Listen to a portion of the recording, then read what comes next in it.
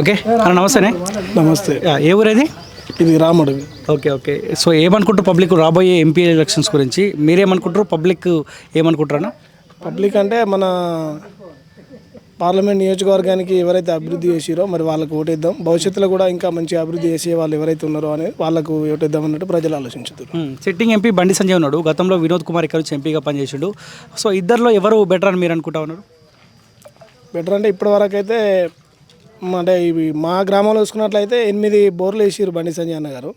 నిజంగా అది చాలా సంతోషం. మా రాముడు గ్రామం తరపున మేమందరం కూడా హృదయపూర్వక ధన్యవాదాలు తెలియజేసుకుంటాం బండి సంజయ్ అన్నకు. ఎందుకంటే వాటర్ అనేది వెరీ వెరీ ఇంపార్టెంట్. మనకు నీళ్ళు అనేటివి చాలా చాలా ఇంపార్టెంట్. మరి ఎండాకాలం వచ్చిందంటే ఖచ్చితంగా మనకు ఆ వాటర్ అనేది అవసరం.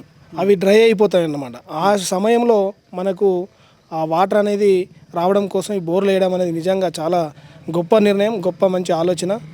అదేవిధంగా మా రామడుగులో 8 బోర్లు వేయడం జరిగింది.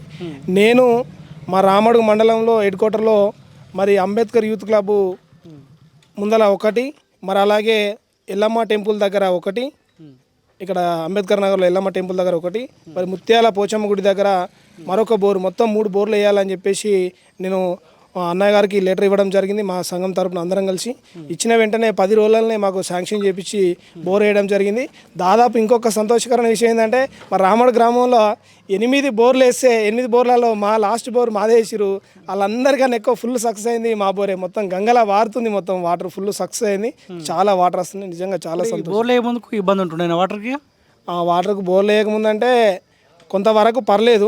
ఎంతైనా కానీ ఎండాకాలం వచ్చిందంటే అది ఎన్ని నీళ్ళని ఉండని, ఎండాకాలం వచ్చిందంటే ఖచ్చితంగా మనకు ఆ కరువు లోటు అనేది ఏర్పడుతుంది. కాబట్టి ఆ వాటర్ అనేది ఎన్ని ఉన్నా కానీ తక్కువనే. కాబట్టి ఇలాంటి బోర్లు వేసుకోవడం అనేది చాలా మంచి నిర్ణయం. కానీ కేసీఆర్ ఆల్రెడీ ప్రతి గడపకు నీళ్ళు అందించిన అని చెప్పిండు కదా, మిషన్ భగీరథ వాటర్ కావచ్చు.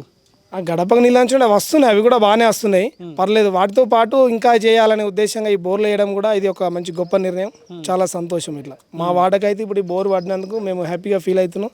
మా వార్డు ప్రజలందరూ కూడా చాలా సంతోషంగా ఫీల్ అవుతారు. ఇప్పుడు ఈరోజు ప్రపంచ మేధావి, భారత రాజ్యాంగ నిర్మాత, భారతరత్న డాక్టర్ బిఆర్ అంబేద్కర్ గారి జయంతి రోజు మా అంబేద్కర్ క్లబ్ ముందల మరి ఈరోజు ఆ యొక్క బోర్ వేసుకొని ఈరోజు ఆ మోటార్ ద్వారా ఆ నీళ్ళు అనేది ఆ బయటకు రప్పించడం జరిగింది. నిజంగా చాలా సంతోషం.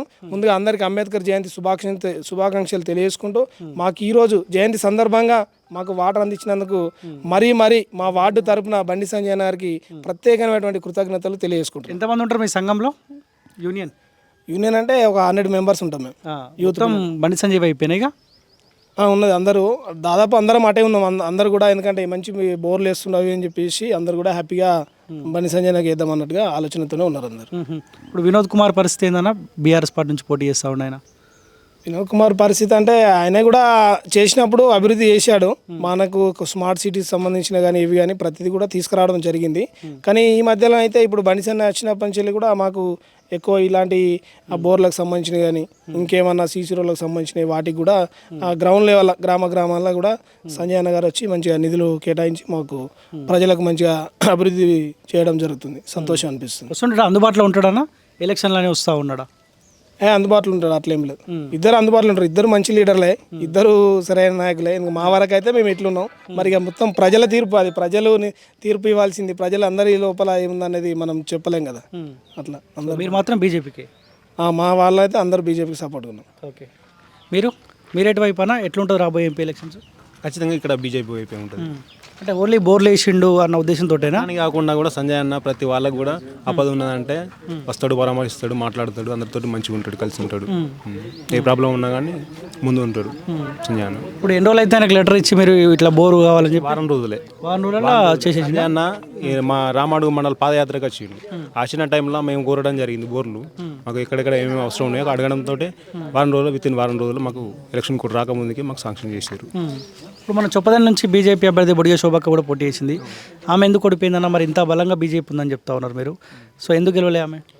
కొంచెం ఇక టైం సరిపోలేదు శోభక్క గారికి. వాళ్ళ భర్త బాగాలేకుండా టైం సరిపోలేదు. కొంచెం వ్యక్తిగత కారణాల వల్ల, సమయం తక్కువ ఉండడం వల్ల మేము కొంచెం ఓట్లు తీసుకురావడంలో కొంచెం వెనుకబడిపోయింది. అధికార పార్టీ పరిస్థితి, కాంగ్రెస్ పార్టీ పరిస్థితి ఇంకా టికెట్ ప్రకటించట్లేదు. ఎవరికైనా టికెట్ ఇస్తే గెలిచే అవకాశం ఉందా వాళ్ళు? గెలిచే అవకాశం లేదు, వాళ్ళకు క్యాండిడేట్లే దొరకట్లేదు, వాళ్ళు ఎట్లా ఇప్పుడు ఓడిపోయే పరిస్థితి.